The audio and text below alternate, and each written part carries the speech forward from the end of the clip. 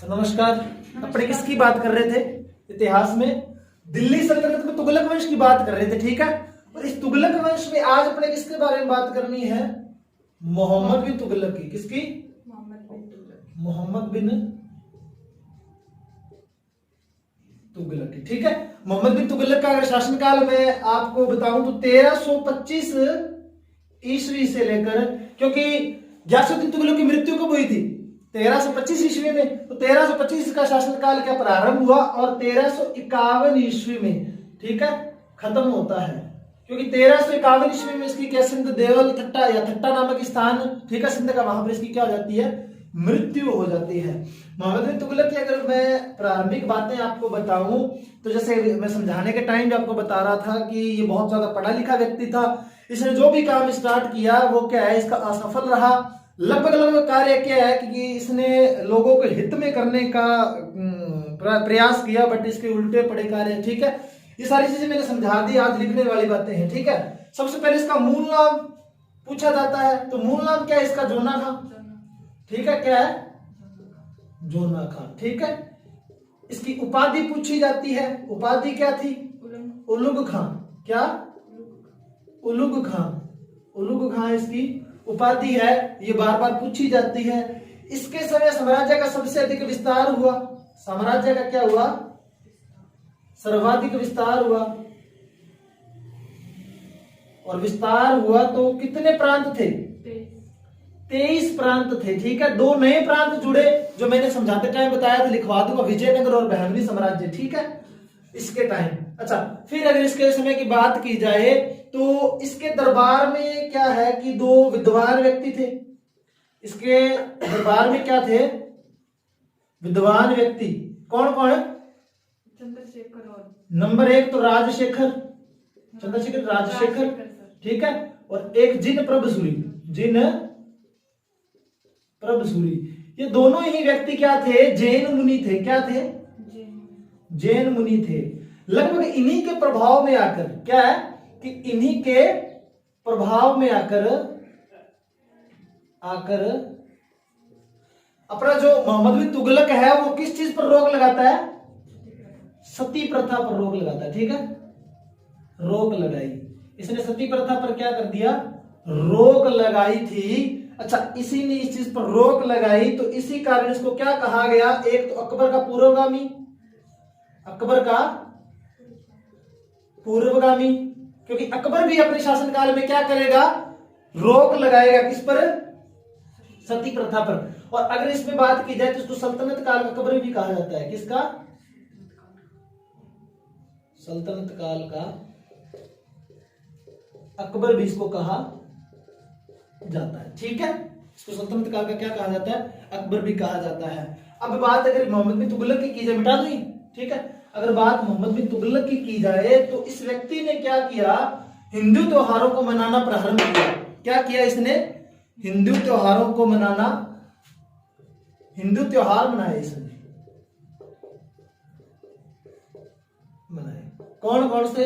जैसे होली है, दिवाली है, दशहरा है, ठीक है।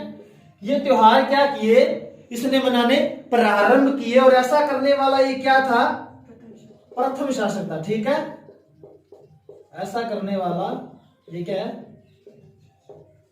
प्रथम शासक है। ये चीज याद रखिएगा, ऐसा करने वाला ये क्या है? प्रथम शासक है। हिंदू त्योहार अभी तक किसी ने नहीं मनाया, इसने मनाने प्रारंभ किए। जब मैं आपको गयासुद्दीन तुगलक पढ़ा रहा था तो उस टाइम में मैंने बताया जोना खां किससे मिला था? दिल्ली के एक संत निजामुद्दीन औलिया से, जो चिश्ती संप्रदाय के संत थे, ठीक है, निजामुद्दीन औलिया, उससे मिले। और अगर पूछ लिया जाए कि आध्यात्मिक गुरु कौन था मोहम्मद बिन तुगलक का, तो आध्यात्मिक गुरु कौन था? निजामुद्दीन औलिया, ठीक है। ये चीज आपको याद रहनी चाहिए। तो निजामुद्दीन औलिया क्या हो गए? इनके आध्यात्मिक गुरु, ठीक है। फिर अगर पूछा जाए कि राज्याभिषेक कहां पर हुआ मोहम्मद बिन तुगलक का, तो जहां पर अलाउद्दीन खिलजी का राज्याभिषेक हुआ था बलबन के लाल महल में, वहीं पर इनका भी क्या होता है? बलबन के लाल महल में राज्याभिषेक हुआ, ठीक है। ये सारी चीजें मैंने ऐसे समझा दी, तो अब लिखवाने वाली है तो अपने इसमें लिखे हैं, ठीक है। फिर अगर बात की जाए किसकी, मोहम्मद बिन तुगलक की, तो इसके शासनकाल के दौरान एक व्यक्ति आया जिसका मैंने कल जिक्र किया था, मोरक्को अफ्रीका से, कौन, इब्न बतूता। ठीक है, इब्न बतूता, कौन, मोरक्को अफ्रीका निवासी, भारत आया। ठीक है, इसके शासनकाल में, इसके शासनकाल में। अच्छा, इसके शासनकाल में ये भारत आया। तो अगर इब्न बतूता की बात की जाए तो इसका एक यात्रा वृत्तांत है।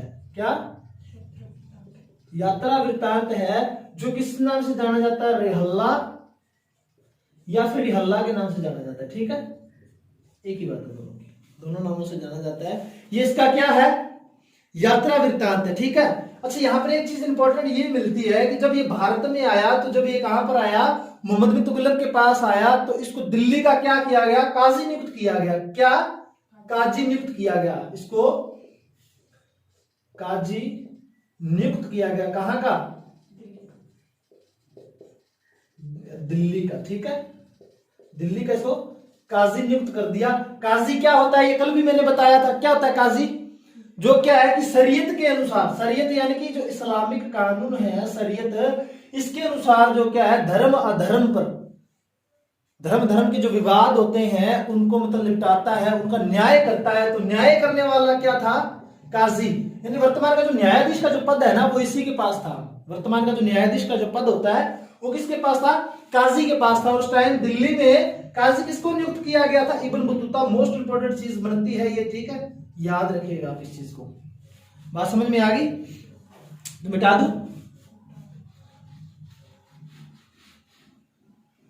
अच्छा, फिर अगर मोहम्मद बिन तुगलक की बात की जाए तो ये प्रथम ऐसा व्यक्ति था जिसने हिंदू व मुस्लिम, भारतीय दोनों को क्या है कि पदों पर नियुक्त किया, सरकारी पदों पर नियुक्त किया इसने। हिंदू व मुस्लिम भारतीयों को सरकारी पदों पर नियुक्त किया। ठीक है, सरकारी पदों पर इसने क्या किया, नियुक्त किया।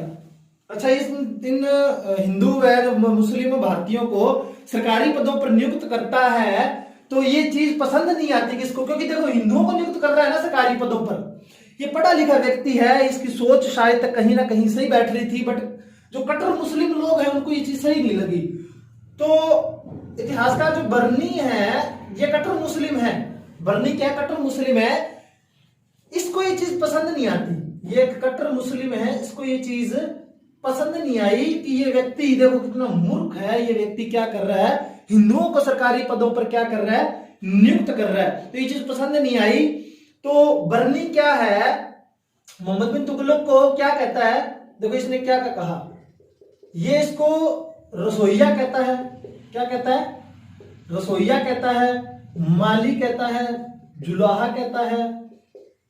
इन नामों से पुकारता है इसको कि तू माली है, तू जुलाहा है, तू रसोइया है, तू छिछोरा है, तू नाई है, तू नाई है, तू छिछोरा है।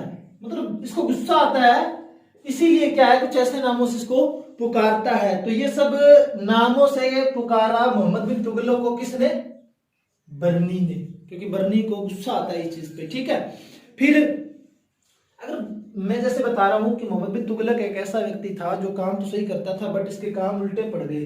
उल्टे क्यों पड़ गए, इसने कुछ एक अभियान किए और ये अभियान भी इसको उल्टे पड़े। देखो इसका जो मोहम्मद बिन तुगलक का एक अभियान खुरासान, मध्य एशिया, खुरासान जो मध्य एशिया का अभियान किया इसने, मध्य एशिया का अभियान किया। ठीक है, ईरान का जो एरिया है ना वहां पर। ठीक है, इसने ये अभियान किया। तो इस अभियान में तकरीबन इसकी जो सेना थी 3.70 लाख। कितनी, इसमें इसकी 3.70 लाख सेना थी इस अभियान में। और इस सेना को इसने क्या कर दिया, पूर्व में ही वेतन दे दिया। यानी कि अभियान अभी तक स्टार्ट नहीं हुआ है और आगे का वेतन पहले इसने दे दिया। इसने क्या किया, पूर्व में ही सेना को वेतन दे दिया और सेना रफा दफा, सेना रफा दफा। तो ये अभियान क्या रहा इसका, असफल रहा। इसी कारण, क्योंकि काम तो अच्छा कर रहा था बट काम बेचारे का सही नहीं हुआ। ठीक है, फिर एक अभियान और किया, अभियान कराचील। कहां का, कराचील का अभियान किया। कराचील अभियान कुमायूं हिमालय का जो है ना, कुमायूं हिमालय, कुमायूं हिमालय आपने हिमालय में देखा होगा, कुमायूं हिमालय। कराचील का एक अभियान किया। देखो, एक बर्फीला एरिया, एक ठंडा एरिया, वहां पर ये अभियान करने जा रहे हैं। ठीक है, और यहां पर इसने अभियान क्यों किया, ये अभियान देखो इसलिए किया क्योंकि यहां पर ये चीनियों के प्रभाव को क्या करना चाहता था, प्रभाव को समाप्त करना चाहता था। चीनियों के प्रभाव को ये समाप्त करना चाहता था, इसीलिए ये अभियान किया इसने। और यहां पर देखो क्या हुआ, बर्फबारी हुई। ठीक है, बर्फबारी हुई, वह फ्लैग फैला। वह क्या फैला, फ्लैग फैला, बर्फबारी। और फ्लैग के कारण क्या है, सैनिकों की क्या हो गई, मृत्यु हो गई। बहुत ही सैनिकों को इसकी हानि उठानी पड़ी इस चीज की। इसी कारण ये भी अभियान क्या रहा, इसका असफल रहा। तो इस तरह से देखो इसके अभियान असफल रहे। काम तो कुछ अच्छे करने जा रहा था मोहम्मद बिन तुगलक, बट काम इसके क्या पड़ गए, उल्टे पड़ गए, लेने के देने पड़ गए। ठीक है, अच्छा आगे अगर बात की, समझ में आ रही चीजें। अच्छा आगे अगर इस चीजों की बात की जाए तो मोहम्मद बिन तुगलक, कल भी मैंने एक चीज बताई थी कि मोहम्मद बिन तुगलक एक ऐसा शासक था जिसने क्या है, अपनी राजधानी दिल्ली से कहां पर स्थानांतरित कर दी, देवगिरी में। दौलताबाद उसका नाम रखा। अच्छा, इसके पीछे कारण ये था क्योंकि देखो ये जैसे होता है ना, नर्वस शासक था, मतलब भोला सा जैसे जान पड़ता था, पढ़ा लिखा जरूर था।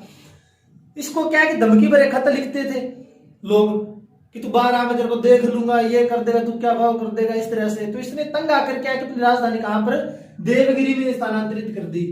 तो ऐसा प्रथम शासक है दिल्ली सल्तनत का अब तक का, ठीक है, जो ये काम करता है। देखो इसने अपनी राजधानी कहां पर, दिल्ली से देवगिरी स्थानांतरित की।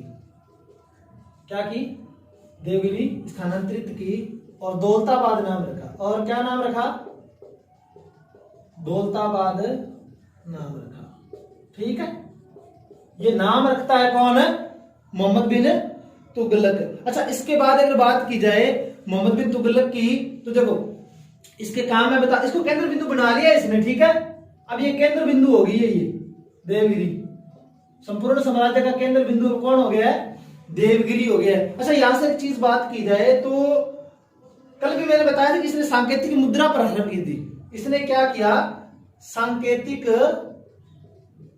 मुद्रा प्रचलित की। अच्छा, अब ये सांकेतिक मुद्रा प्रचलित कर रहा था। ऐसा करने वाले प्रथम शासक है। ऐसा करने वाला ये क्या है, ऐसा करने वाला ये प्रथम शासक है। ठीक है, अच्छा अब बात की जाए, ऐसा करने वाला ये प्रथम शासक था।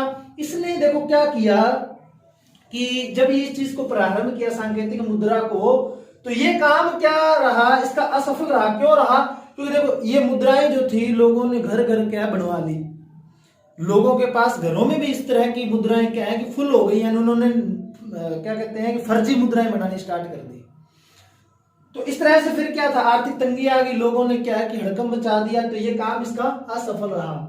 और इसमें एक चीज नोट करके मैं लिख रहा हूं, याद रखना कि देखो इससे पहले भी किसी ने क्या है कि सांकेतिक मुद्रा को क्या है कि चलाने का प्रयास किया था।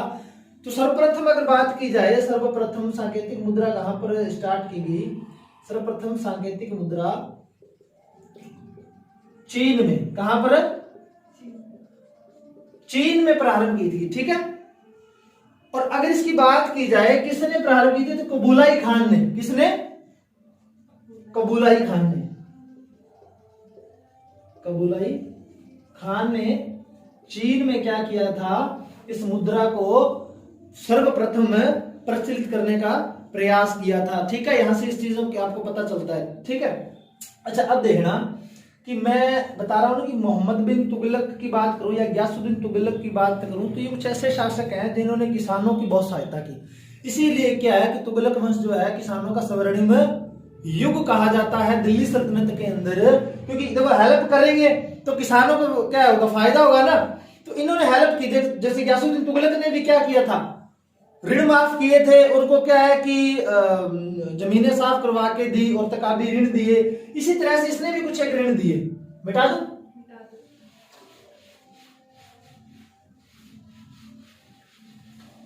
अच्छा अब देखना, इसने किसानों की सहायता हेतु एक विभाग की स्थापना की। किसानों की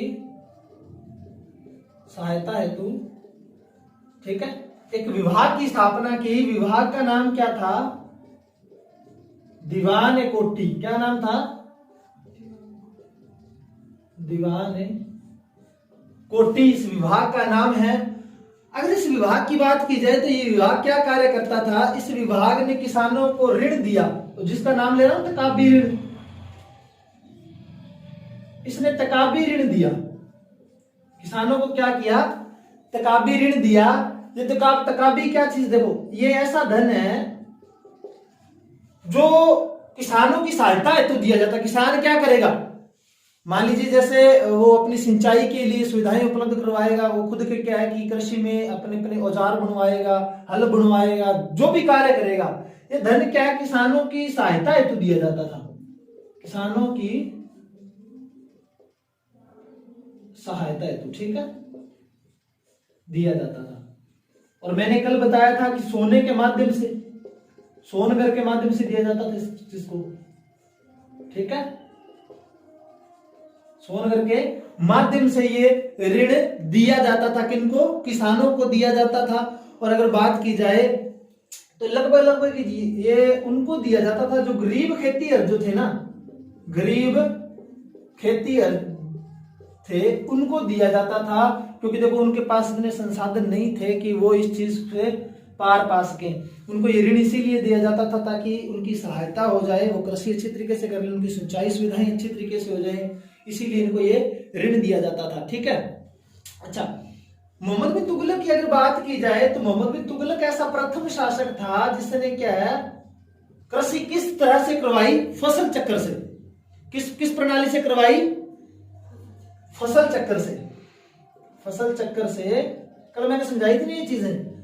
फसल चक्र से इसने क्या करवाई? कृषि करवाई। ऐसा क्या था? ये प्रथम शासक था ये, ठीक है। इस चीज को आप याद रखिएगा कि ऐसा प्रथम शासक है जिसने फसल चक्र से क्या है, कृषि करवाई।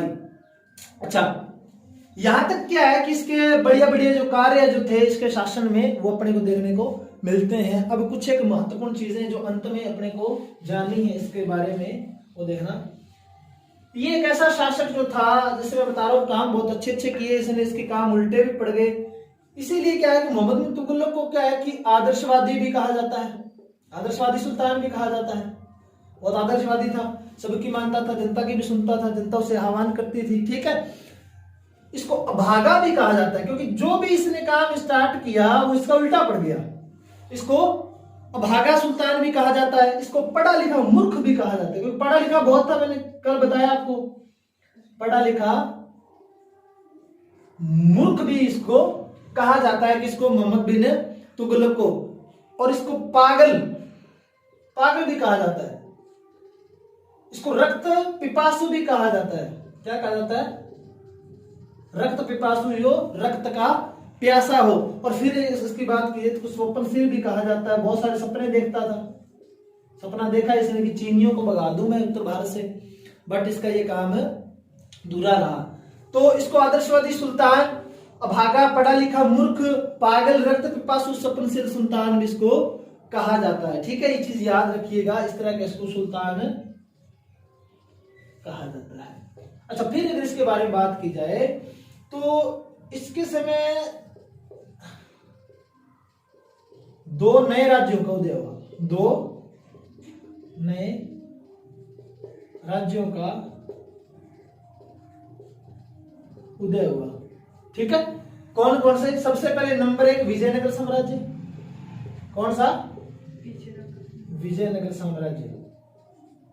अच्छा, विजयनगर साम्राज्य की अगर बात की जाए तो ये क्या था? प्रथम हिंदू साम्राज्य है। 1336 ईस्वी में क्या हुआ? इसका उदय हुआ। प्रथम क्या ये हिंदू साम्राज्य है, प्रथम हिंदू साम्राज्य है ये। और अगर इसकी बात की जाए तो संस्थापक पूछ लिया जाता है इसका। क्या पूछ लिया जाता है?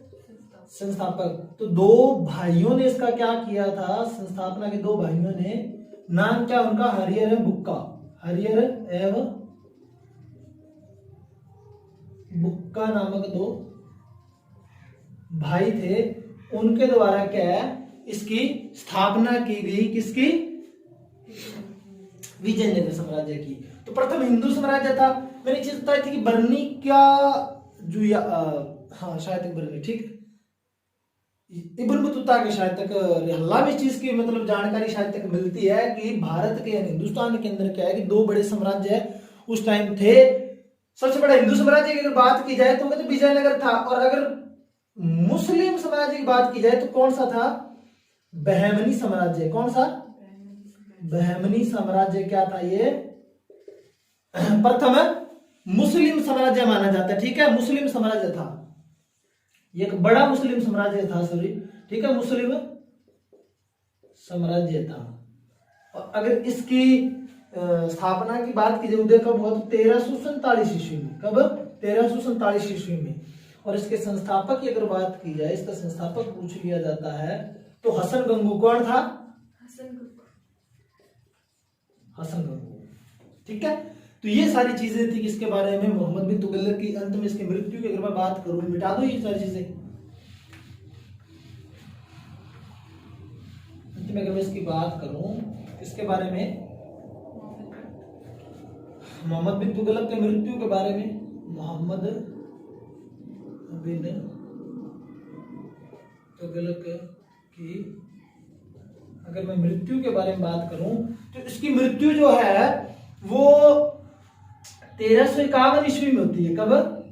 1351 ईस्वी में सिंध के ठट्टा के निकट। कहां पर? सिंध के ठट्टा के निकट क्या होती है? इसकी मृत्यु हो जाती है। और जब इसकी मृत्यु होती है तो बंदायूनी का कथन मिलता है। बंदायूनी का क्या मिलता है? कथन मिलता है। बंदायूनी इसके बारे में क्या कहता है कि जनता को शासक से, जनता को शासक से, शासक को जनता से, शासक को जनता से क्या मिली? मुक्ति मिली। ये बात कौन कहता है? बंदायूनी कहता है। क्यों कहता है? क्योंकि जनता इससे परेशान थी, बहुत ज्यादा परेशान थी, क्योंकि एक बड़ा बड़ा शासक का काम करता था, उल्टे पड़ते थे इसके, ठीक है, और शासक जनता से भी परेशान था, जनता उसको सताती थी। तो इस तरह से क्या होता है, एक अच्छा शासक मोहम्मद बिन तुगलक, उसका अंत हो जाता है। ठीक है, दिल्ली सल्तनत के अंदर बहुत ज्यादा अच्छा शासक माना जाता है मोहम्मद बिन तुगलक। तो इस तरह से अपने क्या है कि मोहम्मद बिन तुगलक पूरा कर जाते हैं। कल अपने बात किसकी करेंगे? फिरोज शाह तुगलक की बात करेंगे, इसके अंदर दिल्ली सल्तनत के अंदर। ठीक है, तो आज की क्लास यहीं पे खत्म करते हैं अपने। धन्यवाद आपका।